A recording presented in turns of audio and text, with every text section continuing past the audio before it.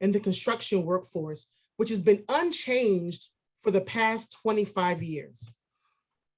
With those things in mind, we have to ask the question, why do these minority groups who make up no less than 23% of the workforce in this country, yet make up less than half of that number in the building industries?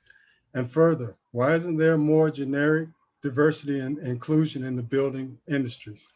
Are there meaningful opportunities for minorities in this industry?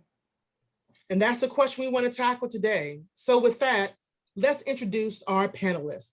I'll start with Melina Alui. Hi, everyone. My name is Melina Alui. I am an associate principal with HED and also a board member of SD Noma. Happy to be here. Thanks, Melina. Let's go over to Matt Picardo. Hey everyone, I'm Matt Picardo. I'm a licensed civil engineer at DCI Engineers working on structural projects. I'm the structural project manager, and I've had a lot of experience in the structural design of commercial, retail, hospitality, and higher education projects. And I also have a structural engineering YouTube channel, which has something to do with this. So yeah, that's one of my side hobbies. And I'm sure you'll talk a little bit more about that later on, Matt. We have with us also Joseph Ignacio. Hey everyone. I'm an architectural designer. Went to college in LA and San Diego to Woodbury University. I grew up on the other side of the border in Tijuana, so always kind of like bi-national background. And then I moved to New York, where I formed Madelon Group, which is kind of like a startup figuring out to deliver housing, like product lines for housing to deliver more affordable options. Door. Should I put on headphones? I'm sorry, Joseph. If everybody can be reminded to mute your microphone, please, as you come. Thank you. Joseph, continue, please. So I'm a co-founder of Madelon Group, this kind of startup that mixes architecture, real estate development, and other aspects of the built environment to deliver more affordable housing in big cities, taking a little bit of the weight off the developers and giving some more also control to investors and even community-led initiatives. Yeah. Thanks, Joseph. Ms. Jamie Navallo. Hi, good evening, everyone. My name is Jamie Intervallo. I'm an architect with LPA Design Studios and also the board of directors of AIA San Diego, Director of Equity, Diversity, Justice, and Inclusion. So for me, being here, a Filipino woman in this ability to have a platform, share information with everyone and push ideas like this is really special. So thanks for having us, Carmen and everyone. Absolutely, glad to have you. And last but certainly not least, Ms. Felicia Harris. Hello, my name is Felicia Harris, and I am the owner and principal designer of Harris Design Studios here in San Diego, where we specialize in high-end residential, boutique commercial, and multifamily mixed use. Thanks, Felicia. Looking forward to a great discussion. But before we jump into questions, we want you to know that we want to hear from you as audience participants. We will certainly make time for questions and comments from the audience. So feel free, hit the chat room, give us your thoughts, give us your questions, and we'll be sure to get to them before the end of our session today. So let's get started. Michael? Let's get started. Question number one. Panelists, why do you think that African American, Latino, and Asian groups are historically underrepresented in the AEC industry in this country? We'll begin with Felicia. Well, I think a lot of that has to do with the state of us as a people, as it pertains to socioeconomics as well as inequalities. So when we think about Paul Williams, who was an architect in the 50s, he talked about that he taught himself how to draw upside down so that his white clients would not be uncomfortable sitting next to him. So I think that just shows the very clear separation that we have between minorities and white America. Also, I think we have to discuss the idea that wealth, money, and power are all things that bring opportunities. And having those opportunities are typically in places where we are not allowed. Now, whether that was in the 30s, 40s, and 50s, where that meant these opportunities were in sundown towns and in cities and neighborhoods that we were not physically allowed in due to segregation, or it means in 2021, we're dealing with boardrooms in particular firms that we are not necessarily allowed in. So not having the opportunities, it diminishes our opportunity for representation. And that is what I think helps the coming generations to be inspired to do more. Thank you, Felicia. Matt. Yeah, sure. So I think one of the things that's most important, I think at least nowadays, that when I've been thinking about it, is you don't see enough of people of color, of genders, of diversity. If you don't see a part of yourself in them, it always makes you question, am I a part of that? If you walk into a room and you're the only one that's different, that has a different skin color, in the back of your head, there's always that subconscious thought of, do I belong here? And I think that's very important, especially for students that are looking to get into careers in the construction building industry. It's important for them to see you, whether you're a person of color, whether you're Asian, whether you're male, female.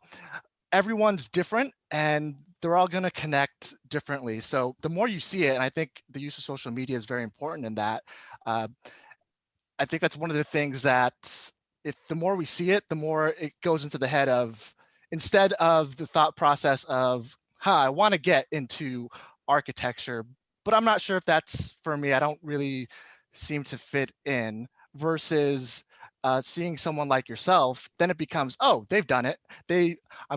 Subconsciously, you think they've done it. They've gone through the same struggles that you have, and you can relate to them. And then now it all of a sudden becomes, oh, they've done it. Now I wonder, how do I get in? What was their career path? Maybe that's someone that I can look up to try to get into the industry. It basically allows you to have that mindset of, it's possible. How do I do it? Instead of, I'm not sure if that's the route to go. And I can just relate to this in terms of, well, talking to my female colleagues, back then it was mostly male dominated, and it was so important for them to just have that when they would see a female leader that they could talk to. It helped them so much, because you're going to face a lot of obstacles that a lot of people just won't know, but having someone that you can look up to, ideally that could mentor you, that just makes it that much more viable for them to rise to leadership positions. So I think that's one of the things that we have to do more to show ourselves, show the diversity in the industry, and have them in leadership positions as well. Thank you, Matt. And Joe. So I think, as Felicia was saying, this comes from, architecture, and I'm gonna speak from the architectural part, like the more creative and artistic side of it, which is what interests me and what I have an experience in. It being such an old kind of profession, of course, it carries that weight of like the white male dominant role, and is deeply rooted in the structures that govern us now.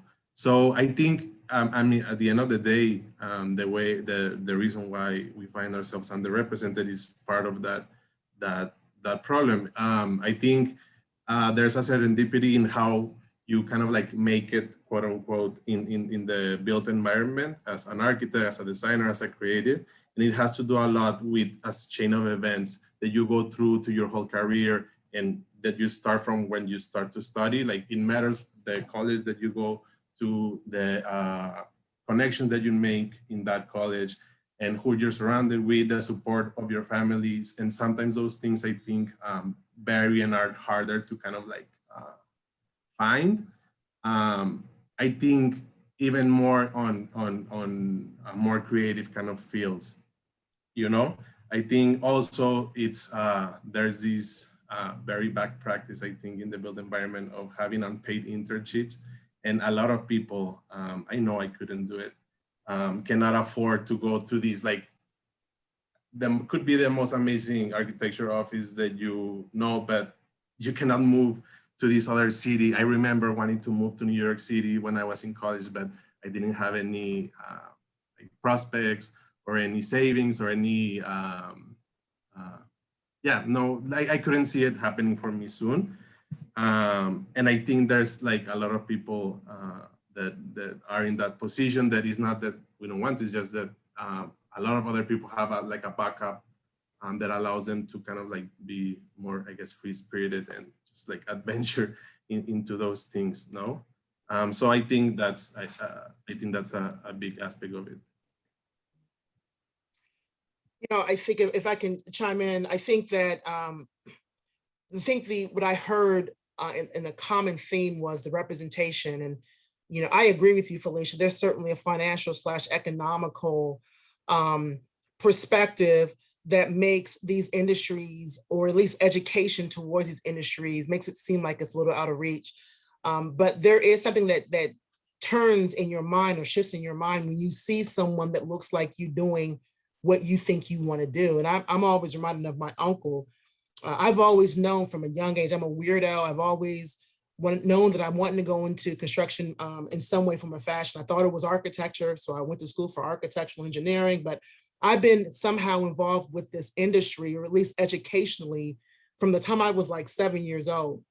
And, you know, I don't want to take you through all the history, but I remember what solidified my desire to go into this direction was the fact that my uncle had a construction management firm in New Jersey. And so for me, he had already broken some barriers, and he automatically, whether he knew it or not, became my inherent sponsor. I saw him, I believed in his ability to be successful. And so then I believed in my ability to be successful. And I think that representation really matters. And I say that, you know, when we find ourselves in these positions, in these places, how much responsibility we have to set a path for those coming behind us, because they're looking at you as their inspiration. So thank you all for those responses. So let me dive a little bit into your personal experiences. Give us a little background in what you do, and maybe talk about any moments in your profession where you felt treated different. So how about you, Melina? Any thoughts on that? Yeah, sure. At ATD, I lead the higher education sector. I'm on the architecture side. My focus has predominantly been in the education sector, and I've very much enjoyed it. And I think when we talk about this topic, unfortunately, I think for a variety of reasons, we all have stories where we didn't just feel, but we were blatantly treated differently. And I think sometimes we're treated differently in the celebration of who we are. And there's so much beauty that comes from that. But on the flip side, it's where we're having this sometimes uncomfortable conversation, which I'm so grateful that we're having. And I'll share a story. And I remember, just as an example, vividly, an experience where a principal I was working for asked me to join in on a meeting that he was having with another architect who happened to be Asian, spoke English well, but was fluent in Mandarin. I speak Mandarin. And the way I was invited to the meeting was something like, hey, can you join me? I'm meeting with this architect. You speak Chinese. I can't understand a single word he says. And then he proceeded to make fun of the individual and imitate how he spoke. And I remember that so vividly because I remember how I felt. And I remember being surprised. I remember being offended, not just for myself, but for the fellow architect. I mean, this was someone that was well respected, a trailblazer in my mind in our field. And I just remember feeling insulted and protective of that person. And this was somebody I didn't know. And I just, you know, this question, I think, has me reflecting on some of those experiences that sometimes we just in that moment don't know how to process. And yeah, I think I just wanted to share that with that group. I think sometimes you just don't, I think most importantly there is it caught me by surprise. Mm-hmm. And these things I think take time to change. And sometimes you don't even know you're doing it as an individual. Interesting, very interesting. Joseph, any thoughts on that? Yeah, I think I want to take this angle of what is it like to be on a diverse kind of work environment. Just a little bit of background on me. I was born in San Diego. I grew up in Tijuana, Mexican. My parents still live there. A lot of my family lives there, friends. Then I went to college in San Diego, to Woodbury University, where I met a lot of great professors that were always also like binational. They were, some of them live in Tijuana and working at the university.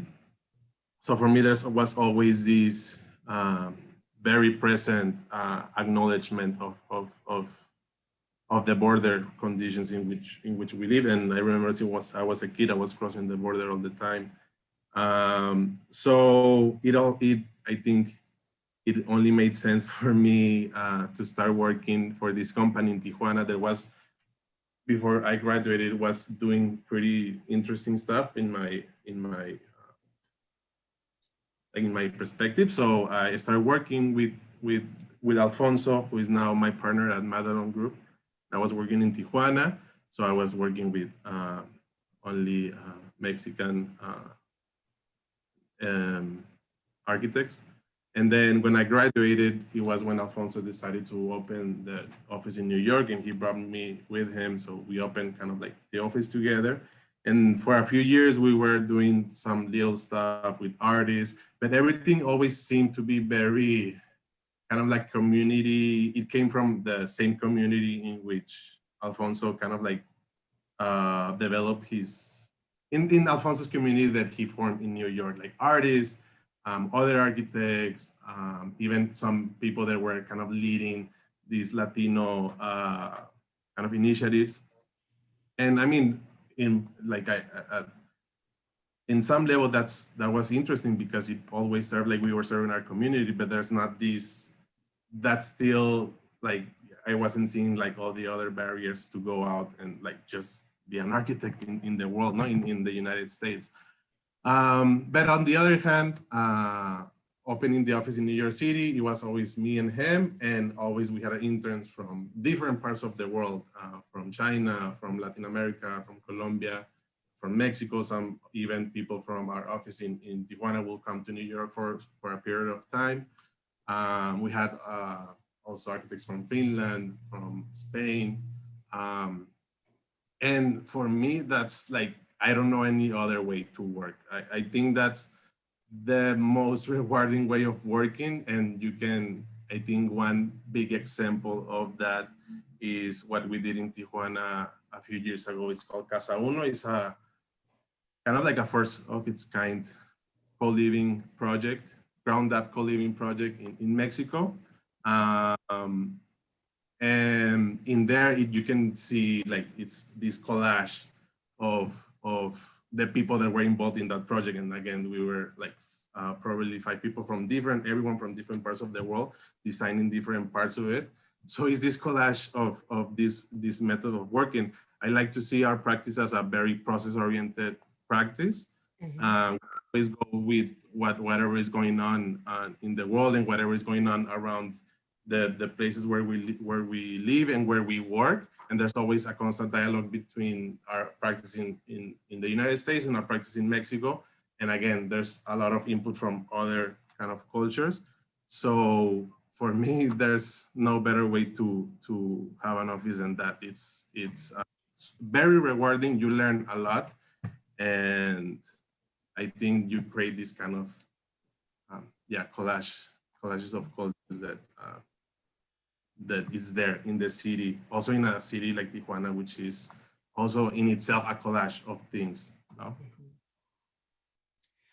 Yeah, I think you nailed it. I think that's kind of what we're all driving towards, right? Where differences aren't mocked, but appreciated and incorporated into the, like you said, the collage, the greater spectrum of what we can bring to the table when we're together. So I think, you have described what diversity and inclusion should absolutely look like in the workplace. So thank you. And I'm just hoping that we can mimic that, in so many other spaces. Felicia, you have any thoughts on this? Yes. So a little bit about myself and my background. I'm originally from Buffalo, New York. And like Carmen, I actually knew that I wanted to be an architect very, very young. I went to a technical high school. And then I moved here in 2010 and went to the New School of Architecture and Design, where I got my master's.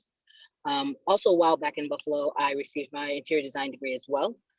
So after I graduated, I started working for a model home design firm, and we were designing high-end residential spaces, and we were working on this penthouse. And typically something like that would have gone to a senior designer.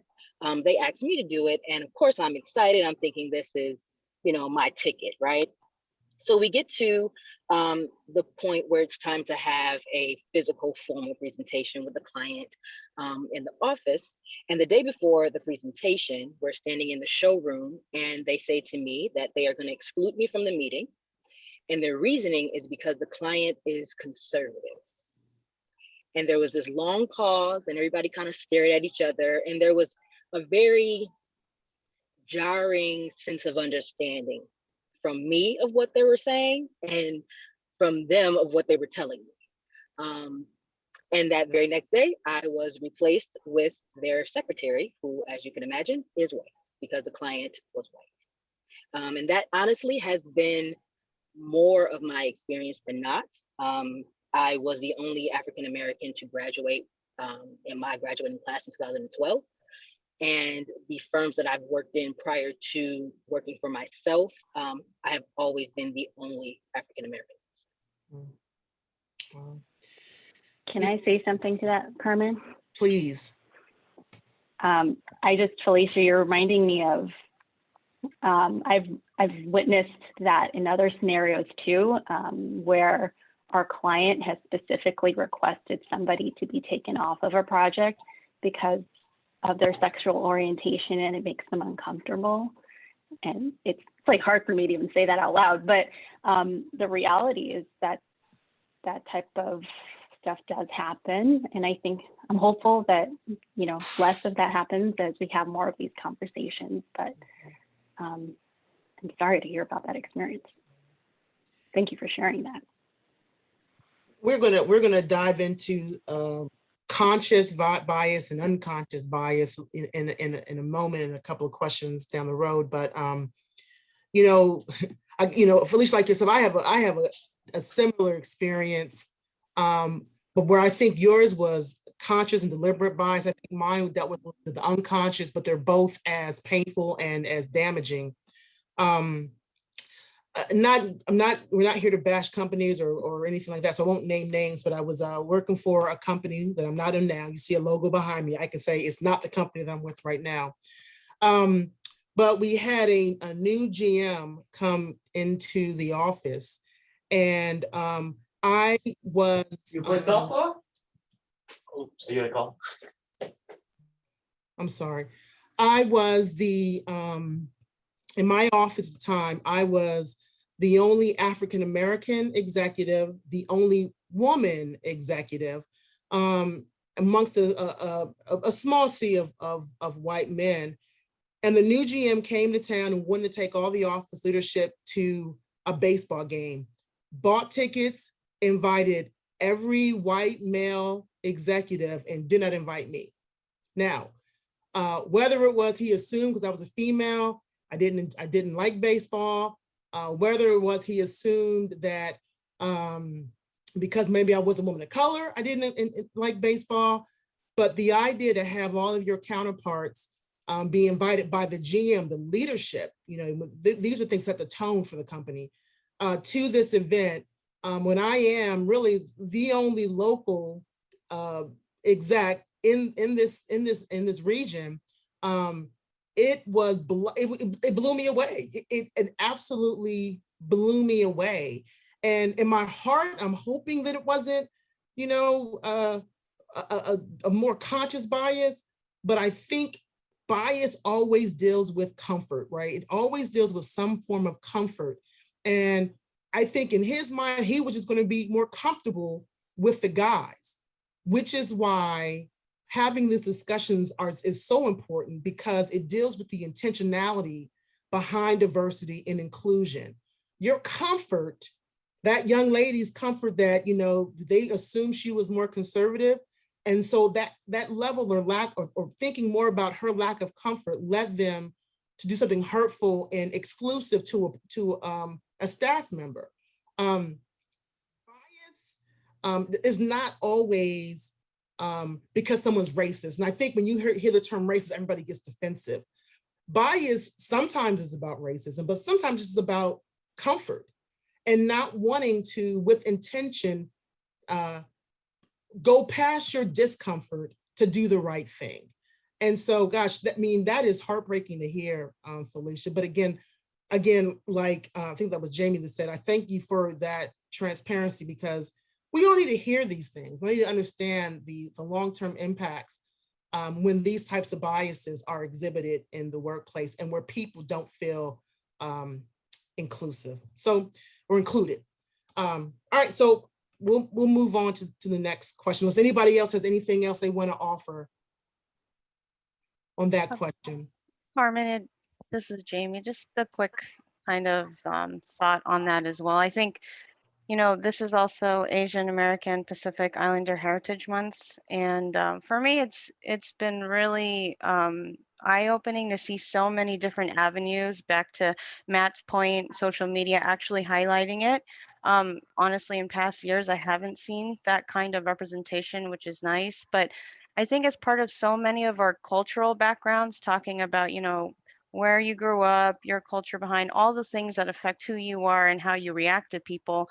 Specifically in my culture, Filipinos are all about hospitality and, you know, accounting for other people's needs before yours, especially as a female Filipino. I mean, that's what we do. We're meant to be moms and raise families and, you know, take care of everyone, including the aunties and uncles that are your neighbors that come across the street. And I think when those kind of things happen, the initial reaction, including myself, is to just not say anything, to listen to it, say, okay. But because, you know, we tend to be non-confrontational, not wanting to make an issue, we won't. But the only thing I'd offer is there's a right way to present yourself in that kind of situation. And it doesn't, like you said, need to come from an angry place. I think there is an intellectual way that all of us can respond to it, that can also be fair to ourselves. So just a thought and angle on that, and how our backgrounds could potentially affect how we respond. So. Yeah, thanks for that. You know, I always say that it's not what you say, it's the way you say it. And my grandmother will always say, you get more bees with honey. I don't know if I want bees, but they sting. But the point of that was, I'm sure that, you know, if you want to attract a change, if you want to attract a different behavior, the way you go about placing the demand on that change behavior really would dictate how easy or how well that behavior gets changed. So, no, I completely agree with you with that, Jamie. So thank you for that. Any other comments, or else I'm turn over to Michael for question number 3 here. All right, Michael, take it away. Okay, Felicia, I'm sorry that happened to you. That is not an unusual occurrence. I grew up in the South myself. I wanted to be an architect. I went to work for architecture firms. It was not at times a fun experience, but I will say to you that you have to press forward, and those situations do not define who you are. So with that being said, I'll move on to the next question. There are multiple organizations with efforts directed toward increasing the number of minorities that come into the AEC industry. In other words, they want to increase the pipeline. And I want to thank SDAF for partnering with SD NOMA to create a scholarship for minority student.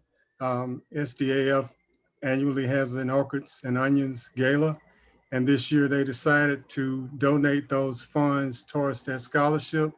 And so we will be awarding a scholarship to a student to try to strengthen the pipeline as we move forward.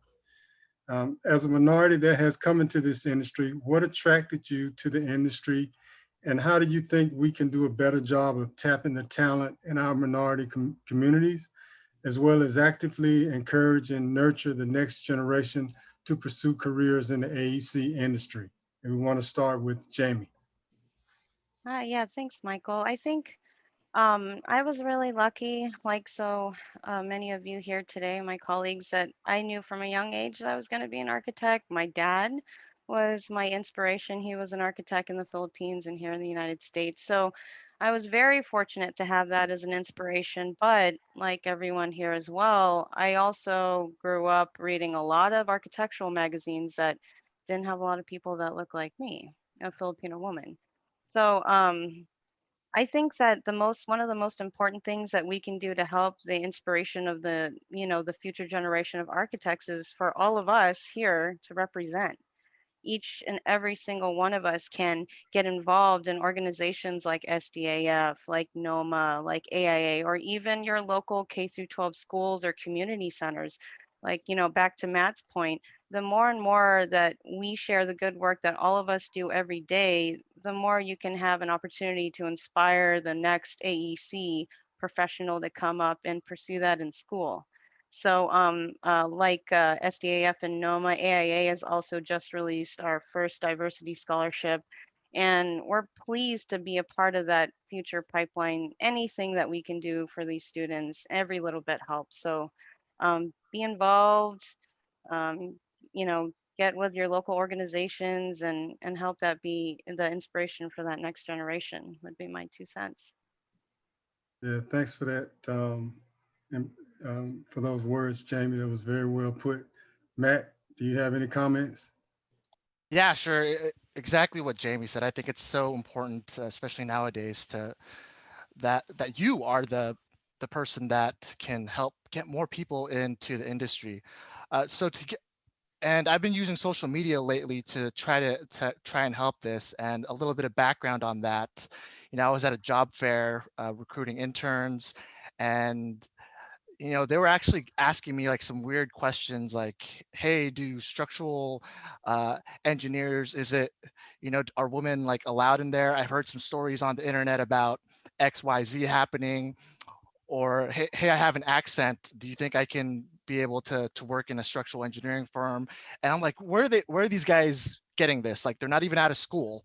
And I talked to them, and they're getting all this stuff from online. Like, they don't talk to professionals. If you're a student nowadays, you're going to go online and you're going to go on Google and see uh, what a career in structural engineering is, a career in architectural is, and you're going to get all your information online. And unfortunately, at that time, it was about 2 years ago, all I saw was Reddit. These are the forums basically.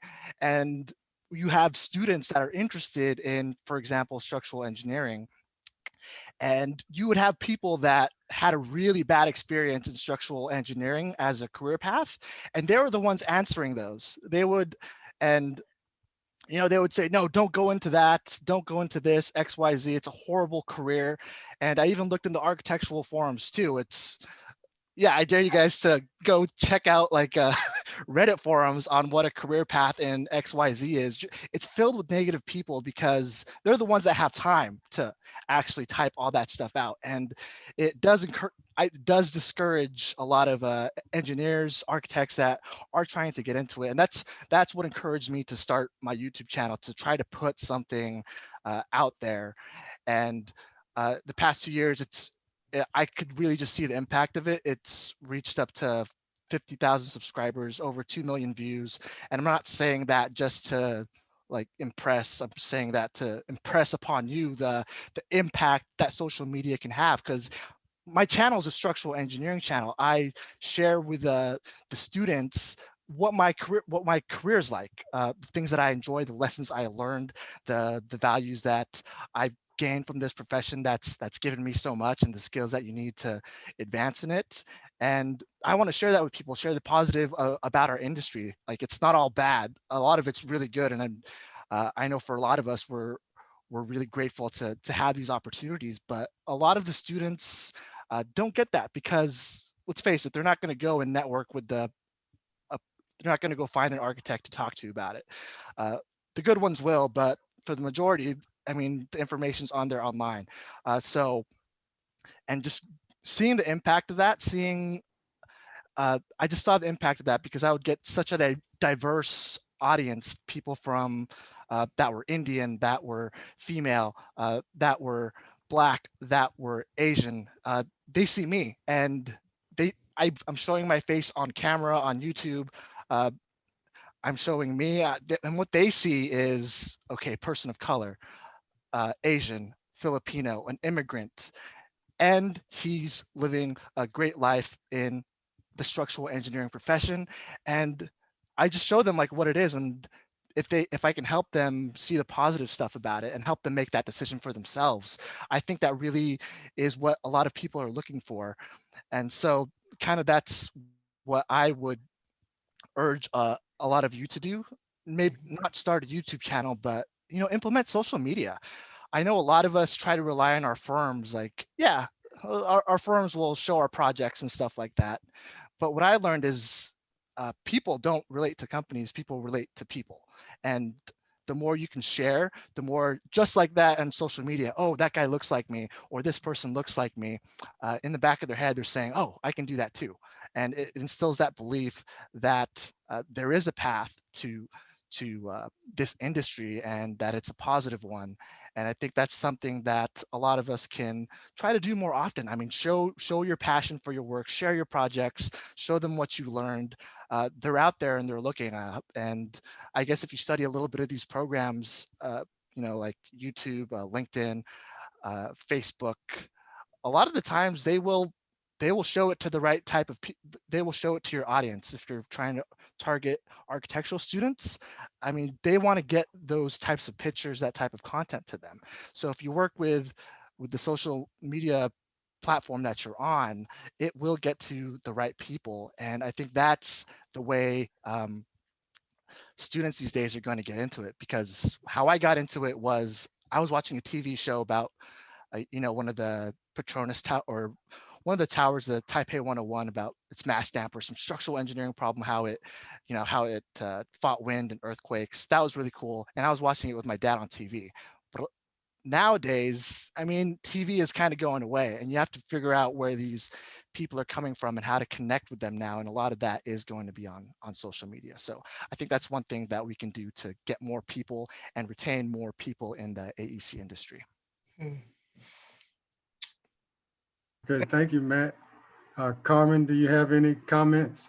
Yeah, and I was going to say that is a really interesting perspective, and probably one that I don't think we fully exhaust. I think we've known in general this industry has a shortage coming into it, and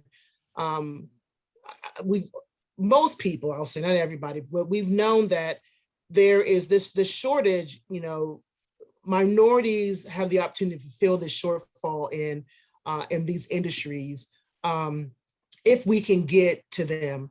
And I think the social media aspect of it and kind of where this next generation is with the TikToks and all that, I think we don't take full advantage of that. We still kind of try to attract people the traditional way. I'm reminded of a young lady. I used to be on the board for a board at AGC called Foundations for Success, and we would provide scholarships to young people to get into the construction engineering program over at SDSU. And I met a young lady at Kearney Mesa High. They have a Construction Tech Academy, I think is what it's called, CTA, and at that time. And I did a full presentation on the industry, and all trades, architecture, engineering, construction, the trades, just kind of saying, here's the gamut, like when you hear building industries, there's a lot of room for you. There's a lot of opportunity for you. And I met a young lady who now works for Clark Construction. And I remember her saying that, growing up, I knew I was smart. I was good in math and science, but I thought I was going to go work in Jack in the Box. Why? Because my uncle worked at Jack in the Box and, grew to manager. My cousin worked at Jack in the Box. My mom, worked at Jack in the Box. Everybody that I saw around me worked at Jack in the Box. And so that's kind of what I thought I was going to do. And what hit me is that most times when minorities don't look at this industry, certainly there's an affinity to this industry you have to have, right? but it's just because their vision has been limited by their surroundings, right? They live where they live, they're surrounded by the people they're surrounded by, and that vision, it almost becomes a box for them, and they don't see anything outside that vision. And so what I said to myself was, I have that responsibility to provide vision beyond your current circumstances, beyond your current situation. I want to give you vision so that you know that if you don't want to work at Jack in the Box, I mean, certainly if you want to, please do. But if you don't want to, there's other opportunities out there. And I think for me and for all of us, yeah, we have a little bit of a responsibility to get in front of these young people, this next generation, and at least present the opportunity in some way. And it doesn't mean you have to join an organization. Maybe it's going into your hometown and talking to somebody, but there's a part to be played at every level to reach back into our respective communities and to show individuals there that an opportunity exists in this industry, whether they want to take it or not, to just give them the vision. And, you know, Matt, what you're saying is using social media to do that, connecting, because I love what you said, people connect to people, not necessarily careers or not necessarily work, but they connect with people. I think using social media to make that connection is kind of how they connect. And so we've got to probably get a little bit more savvy in how we can use social media to create those bridges or create those connections to get people in our communities over into this world of the built industries, whether it be architecture, engineering, or construction. So just wanted to say great comments. I appreciate everyone's perspective on that. Yeah, thanks so much for those words. And I just want to say a personal note about myself. It's been my privilege here in San Diego to serve on several boards, but I found myself thinking, especially during this past summer of social unrest in the nation, what type of impact am I really having here as far as affecting the future generation? So that's what really drove me to become involved with the NOMA chapter here in San Diego. I really want to try to have some type of impact on the 2% number. I'm a part of that number, but I've been a research-driven person myself. I looked at some of the NCAR numbers as far as licensed architects that were Black from back in the past, from the 20s up until the present day. And that number has slowly increased from 1% to 1.5% to now 2%. So I really want to try to make some type of impact personally with the young people. And by them being able to see me out there and present, it will let them know that there's an opportunity for them as well. So that's just a tidbit that I wanted to share with the group. And the next question on individual bias, whether that be conscious or unconscious. Do you feel that bias plays a role in hiring and promotion or in preventing diverse groups from achieving equity and inclusion? Let's begin again with Jamie. Yeah, I think, we all were, reacting to Felicia's story because I think we've all probably heard a story often just too similar. And sadly think that there is always going to be a level of inherent bias in a majority of people that we all work with. And those are things that we can't control. That's based on their age, their background, their race, their family, their upbringing. We can't control that. Just speaking for myself, I'm again lucky to be in a company that has a well-represented set of diverse individuals at the table, and that is how we work and what we do. But I know that's also not the situation for every single person. My own personal example, I I did, in my younger part of my career, looked up one day, when you start your career, you're just so happy to be in it and you're working and you're grateful and it's all about the work. I mean, it still is all about the work for me, but you can get really focused and have blinders on. But there was definitely one day when I looked up and realized I was one of a handful of diverse folks on the staff, period. And I mean like a handful. And what does that really mean, right? My colleagues weren't, mean to me. No one was outright rude. The workplace was fine. We did great work. But I do think when you step back and look at it, if you find yourself in that situation, invariably you're going to see the quality of your work is affected by it, right? How can we provide inclusive, open, flexible designs that reflect our community if we don't have that community reflected in our own team? So I think, that invariably trickles down to everything else, opportunities for promotions, jobs, advancement. We spend 5 days a week, 40 hours, most of us probably or more, in our workplace. That is a community that we participate in every day. And unfortunately, we're humans, and so like minds surround each other. So if you find yourself in a workplace where you're on the outskirts of that community, it's not going to be great for you. So it's just my perspective.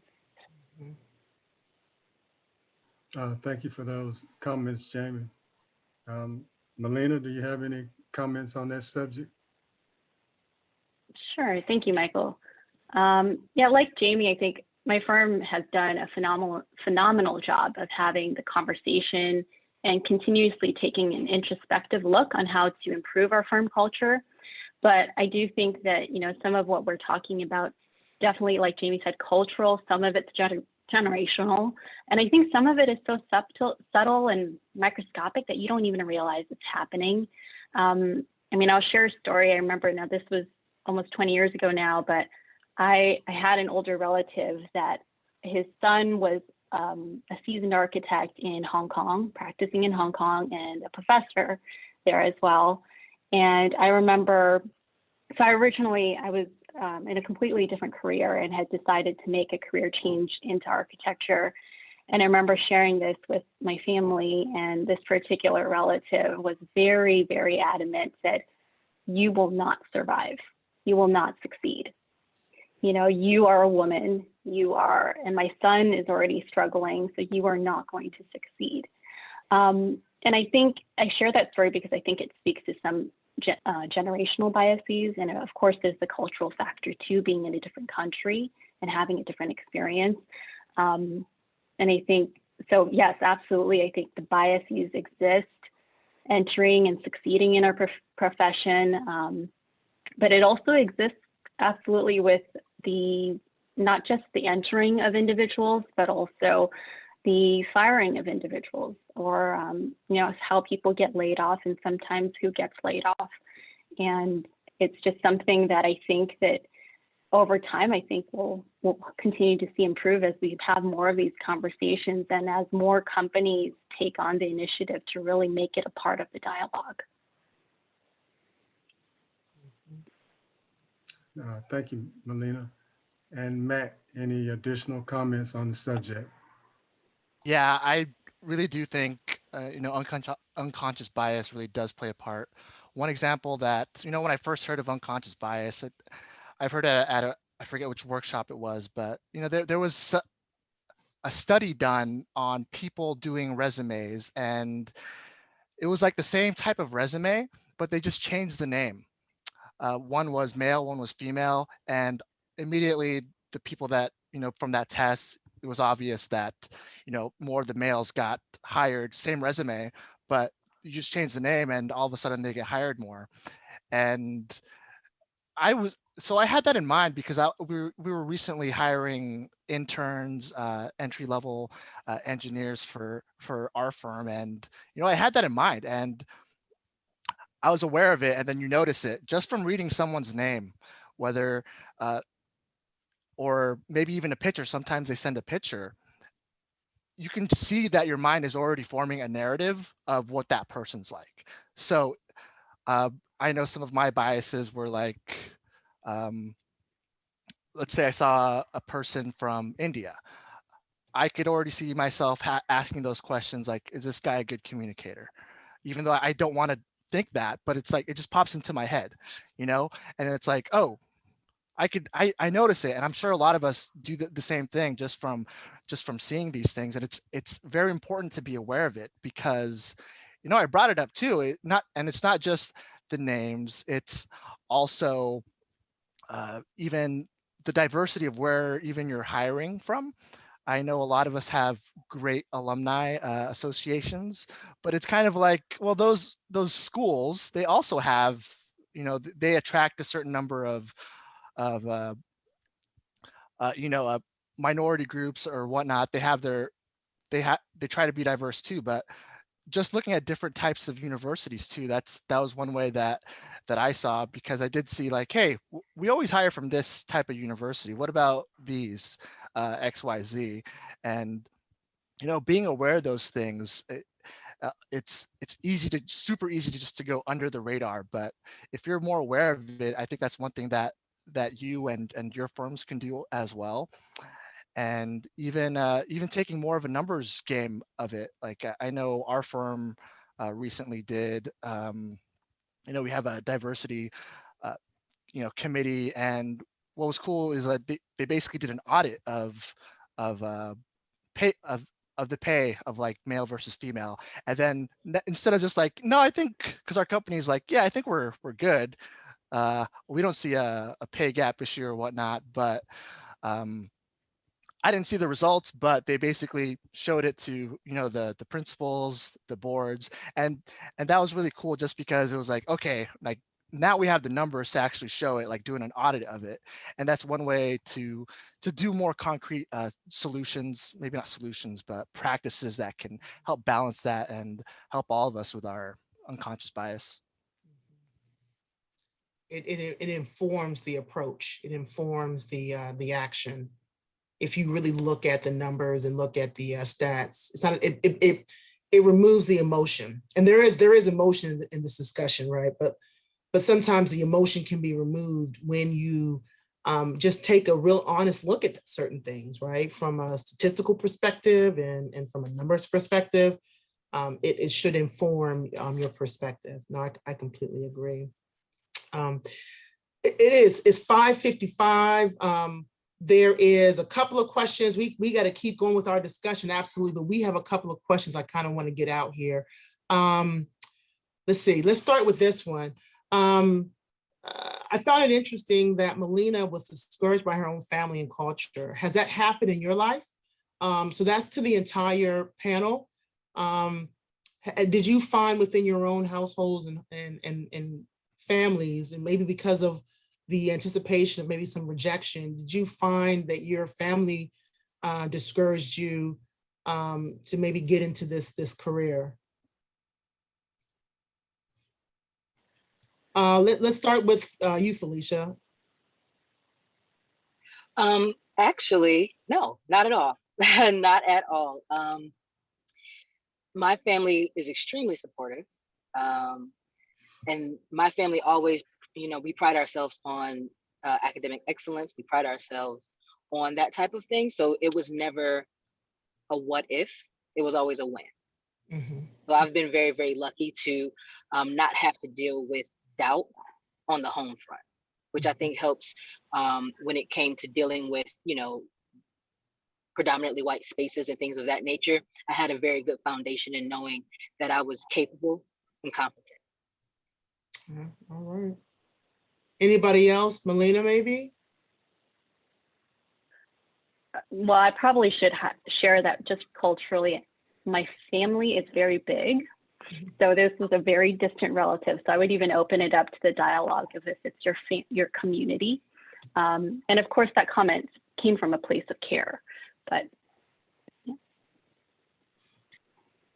Back to that cultural aspect, I think there's a lot of funny jokes about Filipinos in particular here in the United States, and they're typically nurses.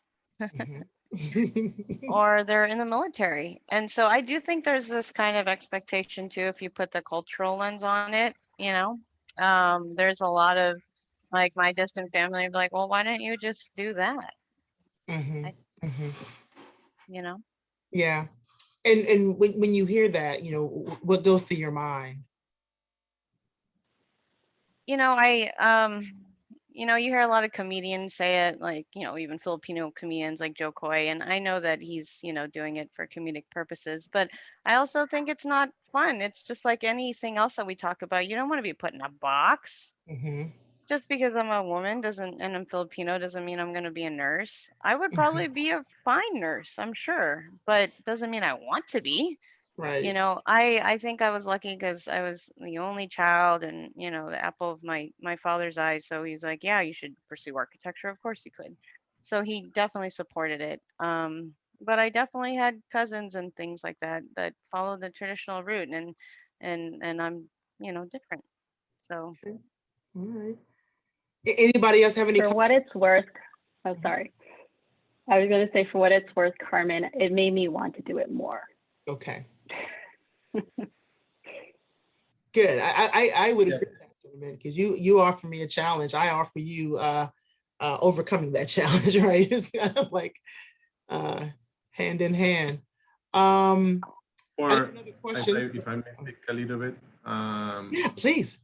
I mean, from my part, the kind of the architectural career, at least in Mexico, is always a very straightforward. No, an architect is a person that builds stuff, and you earn good money from building.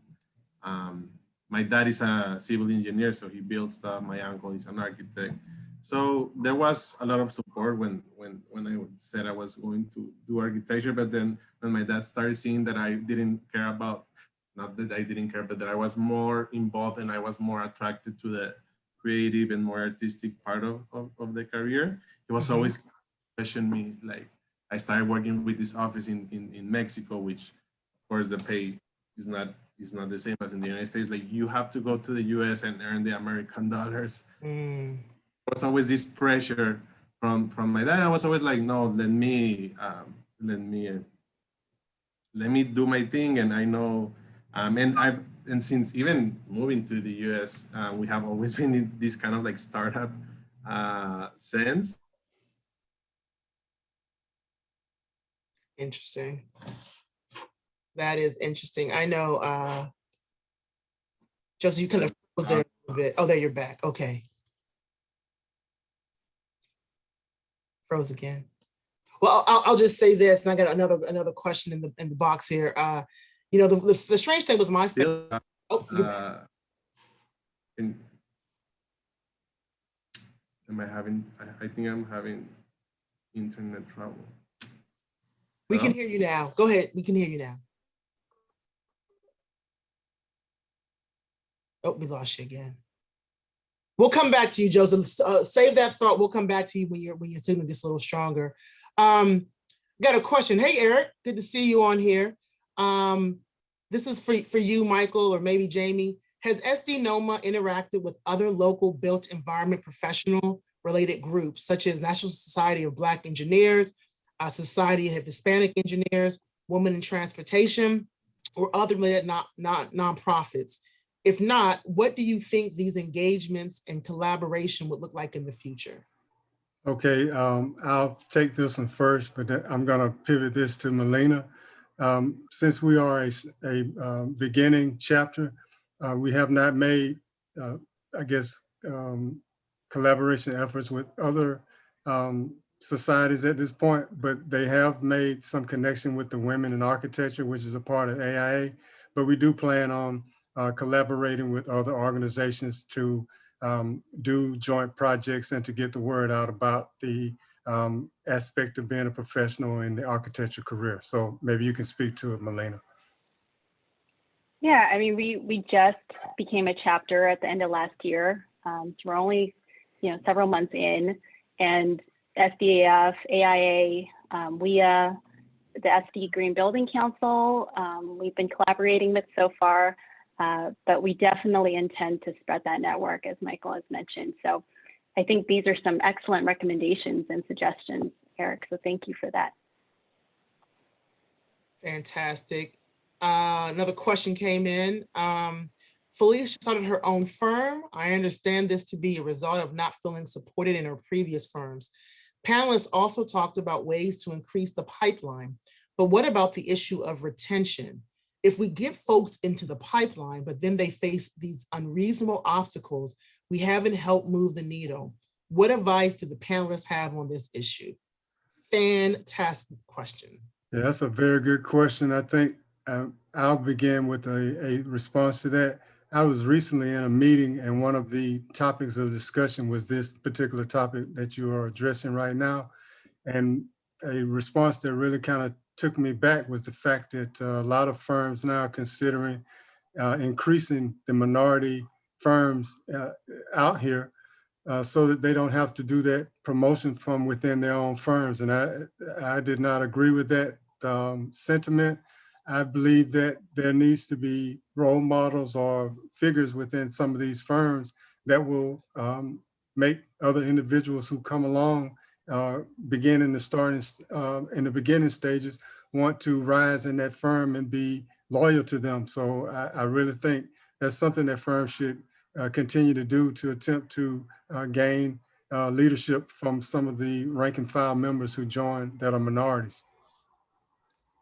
Yeah, when Michael shared that with me, you know, he began the conversation with these firms are helping individuals start their firms. I'm like, oh, that's great. And then he finished with because they don't want to take the time to really help promote them from within their company. I said, holy smokes.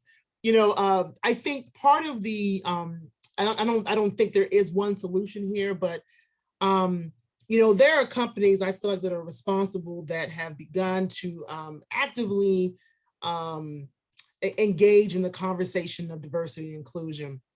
And I know for individuals like myself and, you know, that work in the mainstream industry, you know, for me, it's with Honey, really challenging these programs, these directors of these programs to make sure that these just aren't check the box efforts to look better on a pursuit, right? When you're proposing on a project, you can say you have a diversity inclusion program group or whatever, but really challenging the policies, really challenging the way we recruit, you know, for example. I always say, listen, if we continue to recruit the way we've recruited, we're going to continue to get what we get. But Eric, like you said, there's so many opportunities out here to get directly into that pipeline of minorities through Society of Hispanic Engineers, through National Society of Black Engineers, through Society of Women Engineers. There's ways to get directly to the source and get to the best students and the best future for this industry. But if you just go and continue to do what you've been doing, you know, you are surely to get what you've had. And so I would say, especially when you're in companies that do have these programs and they have placed some degree of emphasis, be that voice of challenge, again, with Honey, right? It's all about the way you do it, but be that voice of challenge to ensure that the steps that are being taken are truly relevant steps and not just, you know, steps to check a box and have the appearance of you doing something when you're really not doing anything any different. You just put the name group on it. Any other thoughts on that, panelists? Yes, if I could just interject. I just want to be very clear. My desire to start my own business wasn't necessarily reactionary. As even a child, I said I wanted to own my own architecture firm. So I never intended to work for people for very long, if I'm being very candid. But it was a lot of the experiences being in these other firms that I believe is what can teach us about retention, right? It's you see it happen, you see the effects of it.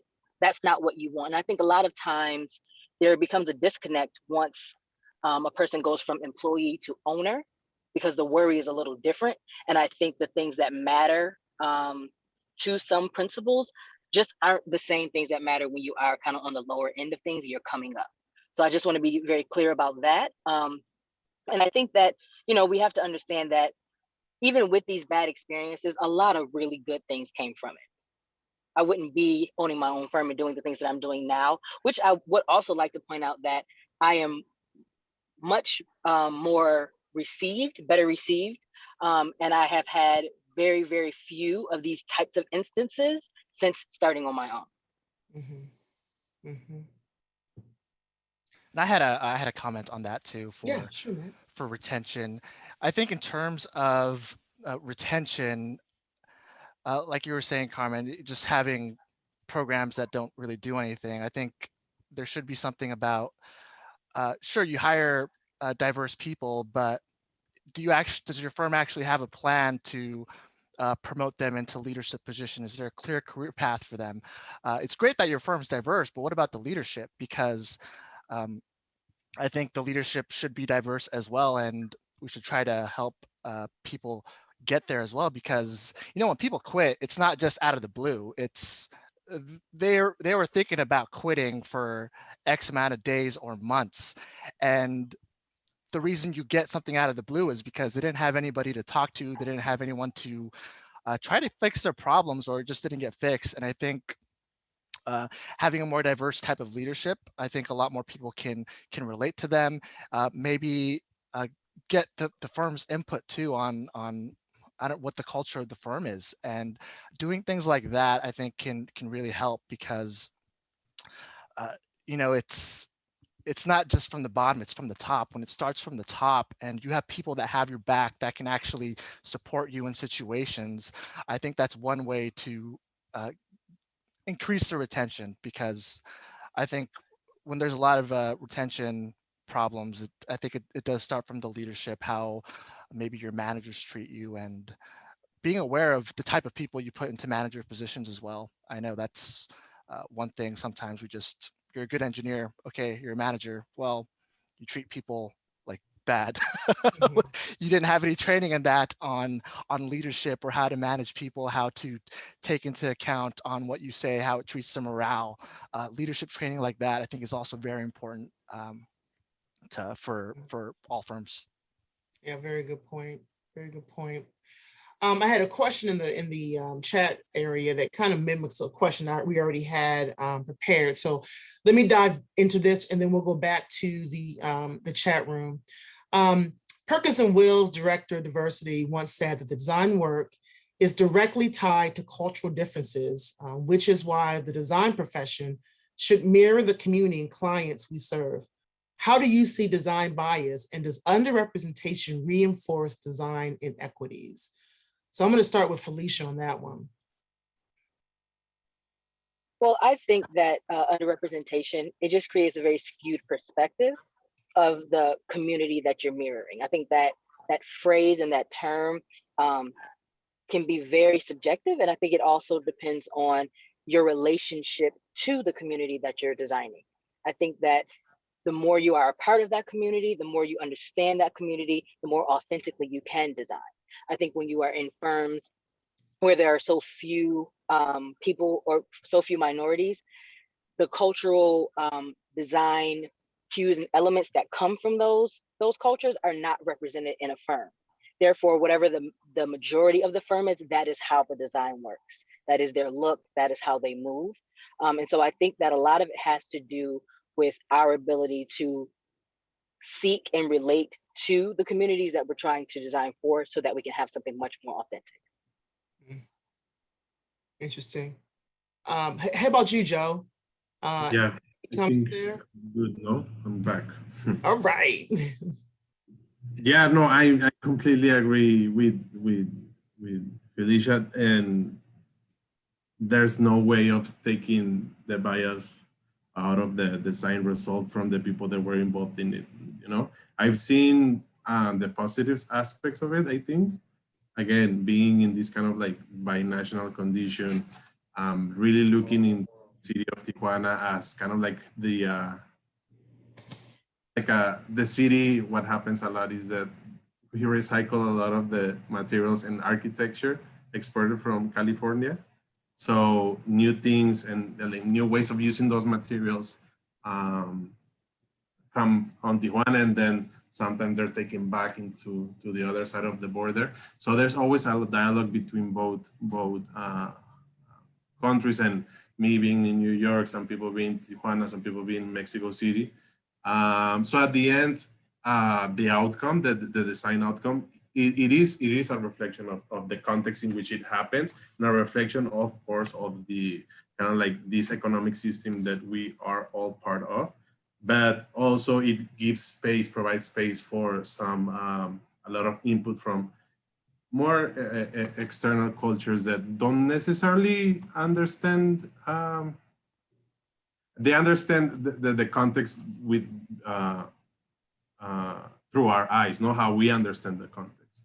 But at the day, I think, again, I'm gonna talk about the collage, the kind of like this kind of collage architecture is a reflection of that. So there is a bias, People from all over the world like have different opinions, different perspectives, and once they all come together into one like structure, I think that the result is beautiful, as long as, of course, from the basis, it attends to the necessities of its immediate context, no? So at the end, aesthetics are just aesthetics, no? I mean, aesthetics do kind of like change the way people feel or like the way people inhabit the space, but I think structurally, the architecture is very rooted in its immediate context. So, to summarize, yeah, bias plays a big role in how we design. Anybody, any other panelists have any comments on that? Okay, all right. Let me go to our chat room for another question. I volunteer with organizations that work with college real estate clubs. While I'm encouraged about the future of diversity in our industries by the number of Latinx, Asian American, and female students, I'm wondering how we can proactively work to encourage Black/African American students to explore AEC and real estate careers. Do the panelists have any suggestions about how we can proactively work to involve Black and African American students? Mike, you want to jump on that one?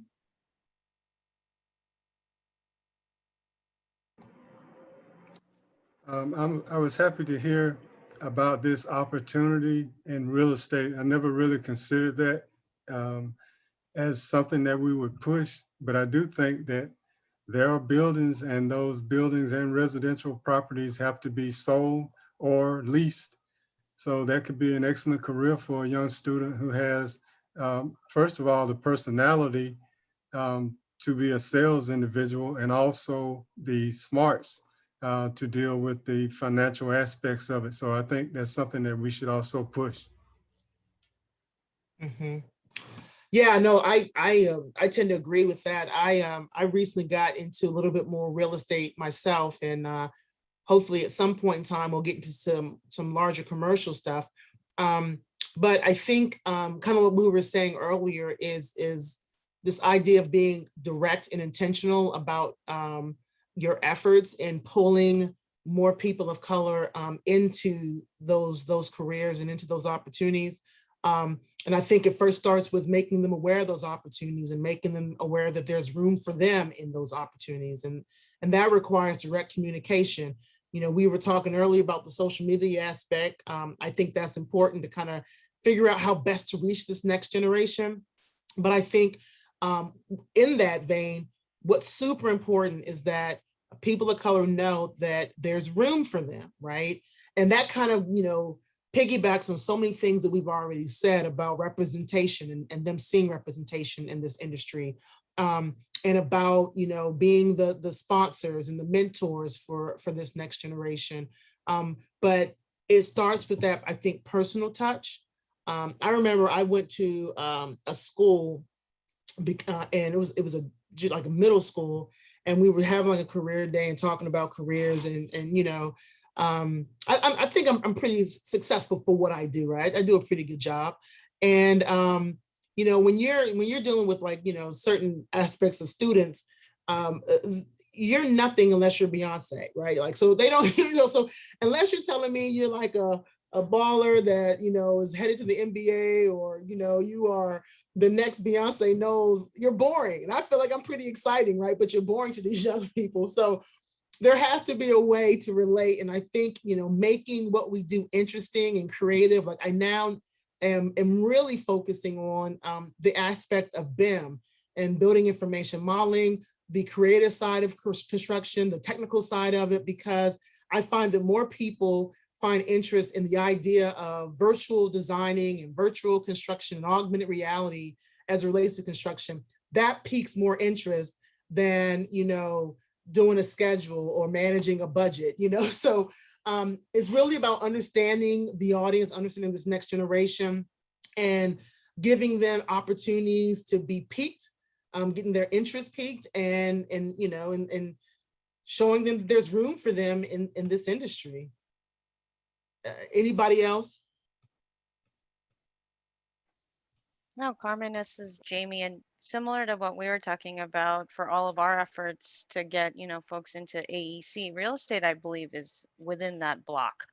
It's absolutely, like Michael said, included in that. And, not only getting them peaked at a young age so they can think about it, have the time to think about it, pursue it in education and, but also the financial support. I don't know what kind of scholarships there are out there specifically for those kind of schools that would be good. Looking into that, getting involved, starting a club, starting a scholarship, those kind of things will help, it's representing yourself. And I'll have to say, I don't know if everyone had seen it, but um, there was recently a 3-year expose report released about realtors in New Jersey and how they were actively discriminating against diverse people in specific communities that they thought should not have diverse people. So again, the argument to you need to represent. If you're one of those realtors, that's not going to happen. So the importance again of, like Carmen said, piquing the interest, getting them involved, getting yourself involved, and hopefully representing. I'm thinking of a lot of the programs in specific to San Diego, getting in front of students and kids at an early age, like ACE mentorship or BEEP or any of the programs that a lot of the folks on this call are involved in. I actually don't know if real estate is represented in those. It'd be great to get that integrated somehow, or even to get that representation in collaboration with CREW or some of the other real estate organizations. Mm-hmm. Absolutely. Eric, I like your comment. Kanye and hip hop architecture. That's what we're going for. All right, so we don't have any more questions in the chat room right now. Let's and we're almost running out of time. Mark, you want to go to your next question? Sure, thank you. The next question, what do you see your role is in advocating for diversity, equity, and inclusion? And we can begin with Melina.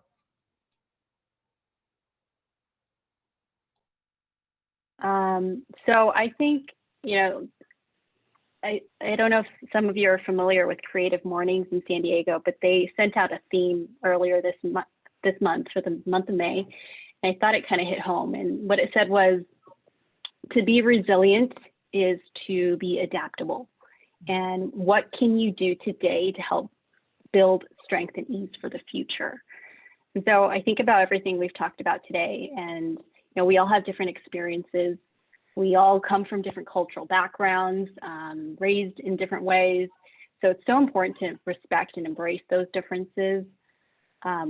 This is a great community to connect with. I think we are fortunate in a lot of respects to have that and to be able to find that.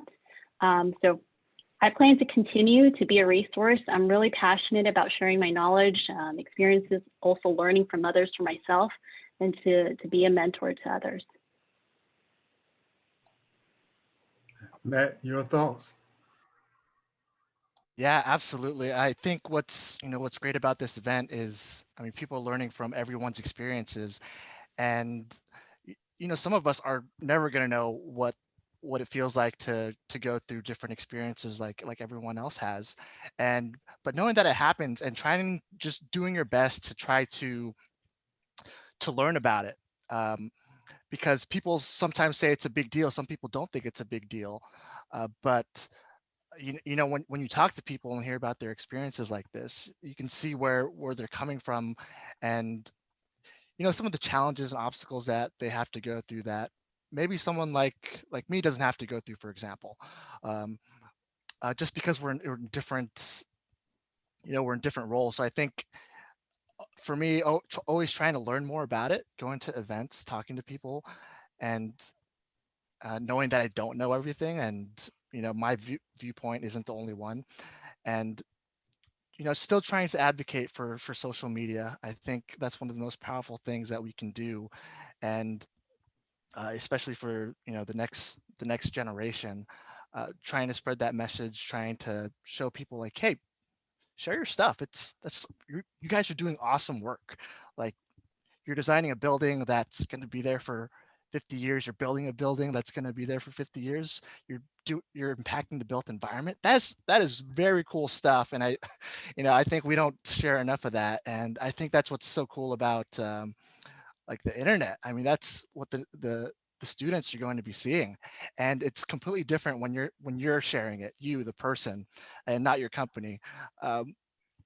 Because yeah, people connect with that. And in terms of even in my company, bringing up, and I encourage all of you in your companies too to bring up things like that, like, hey, here's for example, like that audit report.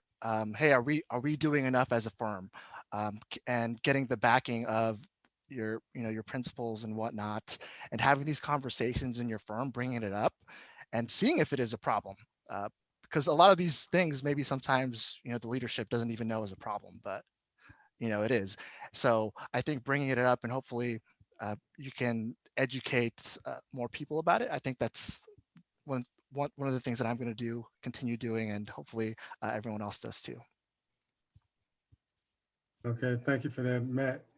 Joe, any additional comments on the question? Yeah, I think, well, I don't want to repeat everything that Matt and sorry, I forgot who went before Matt, if it was Felicia or Melina or Jamie, but I completely agree with that. I think it's super important, and one thing that I want to do is always kind of like look over my desk, look the people around me. Right now, we're a very very small firm, but as we grow, always be conscious of like all of these super valuable conversations, and like look at the people around me and see if there's what's wrong, if there's anything wrong, not because just to say that we are diverse, but it's because it's the right thing to do. And again, I do believe that the best work is achieved with the clash of all of these cultures. I mean, for me, the most interesting work is achieved like that. So again, as we grow, keep that as part of our core values, and always remember these kinds of events. And I hope that this keeps going on. These types of conversations become a common practice, or they don't become they stop being a common practice because everything is better. But thank you for like making me part of this. This was super valuable. I don't know. I don't think I have anything. Well, I do want to add something that Matthew did, and I do believe that my role in all of this, what has been happening for the past year, is educating younger generations and working as a mentor. I think that's where you can have the most impact. Just like talking to young people that are interested in the field, and I don't know how we can kind of like get in communication with them, like see who is actually interested in that, and just like tell them like, yeah, I'm not gonna say I'm a success story, but just I'm sure some people like look at it, and from Instagram it appears as I was, but it's really just like a process. Everything is a process, but like helping people think, especially young people, think that they can do it. I think it's something that I can really have a big input in, and something that I'm very interested in doing. Thank you, Joe. Jamie, any comments? Yeah, I mean, just like all of our other panelists today, I feel fortunate to have had a father like mine that inspired me to be in a company like LPA that really appreciates the diversity, and have the opportunity to participate in organizations like NOMA, like SDIF, like AIA. And so for me, I would just love to try and continue to be an advocate, try to inspire others to pursue architecture, be that Filipino, hopefully architect that a young, Filipino girl sees and wants to pursue one day. I think that's the most that I can do. Very good, Jamie. And Felicia, any comments? Yes. So for me, one of the biggest things, and this may seem a little small, but I was 31 years old when I met my first Black architect. And he is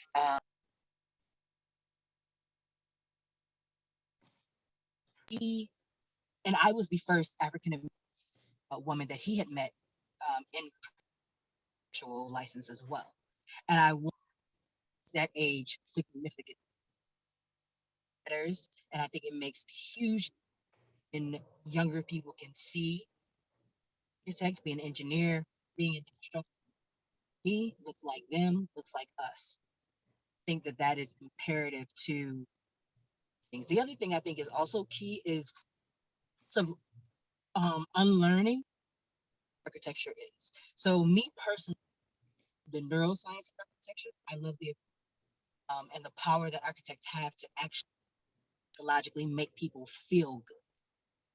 That if we can understand that there are so many that we can show, and I think that they can unlearn whatever architecture is. I think that has a lot to do with the things that I learned about architecture that truly on other levels happened later, learned more about it. So I think if we can knowledge to younger generations and show how much they can truly impact being in the architecture field, I think that's key. But I think my biggest thing is another person to have to be someone just like them. Very well said, Felicia. And with that, I'd like to thank our panelists. Hey, Mike, Whatever- before we head out, I Sure. think I'm gonna call a quick audible real quick. Because I see a question again. Laura, you and I are kind of in the same brain today. You know, if you guys just give me like 2 more minutes, I want us to address this. Because it deals with San Diego's diversity. The question is, San Diego toasts its diversity. Do you think it's actually diverse? And I want to kind of link that to not just diversity, but inclusion of diversity, right? Whereas your voice is also heard, respected, and appreciated in your diversity, right? So I want you guys to answer this. You feel like, number one, San Diego is diverse, and then number two, what does inclusion feel like for you, and where do you see areas of improvement for inclusion? And you know, quick answers, give me like 15, 20-second answers, and then we're going to get out of here. But I thought that was an important question to ask. So Jamie, let's start with you. Is San Diego diverse? I think in theory, yes, but I think in all honesty, it's in silos, right? I think it's diverse in silos. And if we think about all of San Diego County, I think we could probably hit all, you know, quite a bit of diversity, but it'd be quite far away. And the second part of your question, what was the second part of your question? What does inclusion feel like for you? And where do I you think, yeah, what true inclusion feels like for me, I mean, for us in our industry, if you're thinking of the entire timeline of a young person, making sure that they have the access to all of our professions, including things like real estate at a young age to make sure they like it, having the financial support to pursue it in school, the opportunities for that financial support, and talking about retention, having advocates like hopefully all of us here around the table that can help pay it forward to keep them in the profession and make sure they have the perseverance to stay in it. Only if you can get through all that will you create workplaces where everyone's opinion is truly valued at the table when you have everyone like minds thinking like that. That's a tall order, but I think there's quite a bit there. Awesome. Hey, Melina, do you have any quick thoughts on that? I would echo Jamie's response in terms of diversity. Is San Diego diverse? I mean, I think when you compare it to LA or even LA County, the answer would be maybe no, not as diverse, right? LA is much more diverse in a lot of ways. But in terms of what does inclusion mean, I think at the end of the day, it's that your voice matters and that you matter and that you really feel that way. And I hope that I can help others feel that way when, you know, especially the younger generation and folks that are just coming into this field, that they feel like they matter and they have somewhere that they are going to go and there's a path for them. Awesome. I'll just end this portion of the question with this. Someone once said that diversity is about counting heads and inclusion is about making heads count. So very pointed quote. I'll say it again. Someone once said diversity is about counting heads and inclusion is about making heads count. All right, so we're out of time. Michael, I'll let you close us out. Okay, thank you, Carmen. So with that being said, I'd like to thank our panelists for their willingness to share on such an important topic. And additionally, thank you to the audience for being here and participating in this important discussion. And I would also like to thank our event sponsors, HED, Miller Hull, BN Builders, Architectural Concepts Incorporated, as well as Alicia Griffiths, Lauren Cook, and all of the planners and supporters from the San Diego Architectural Foundation and from the San Diego chapter of the National Organization of Minority Architects. And one last word, I think, when you're talking about bringing individuals into the AEC industry, there are three things: access, exposure, and opportunity. So we want to continue to try to make sure that those things are provided. And I'll turn it over to Carmen. Well, Michael, I want to just thank you for being my co-host in this. This has been just an amazing discussion, and I appreciate you kind of charging forward on this super important topic with myself and the panelists and all the people that helped plan this. So thank you. I'll just say this: for more information on SDNOMA, San Diego chapter, the National Organization of Minority Architects, please visit www.sdnoma.com. And for more information on San Diego Architectural Foundation, please visit SanDiegoArchitecture.org. Again, SanDiegoArchitecture.org. We have some upcoming events that I think you'll want to be involved in. So with that, we're going to call it an evening. I'll just say keep pushing the conversations and drive to the change you want to be. We appreciate everyone's participation tonight, and I thank you for your time. Good night, everybody. Good night. Thank you. Thank you all.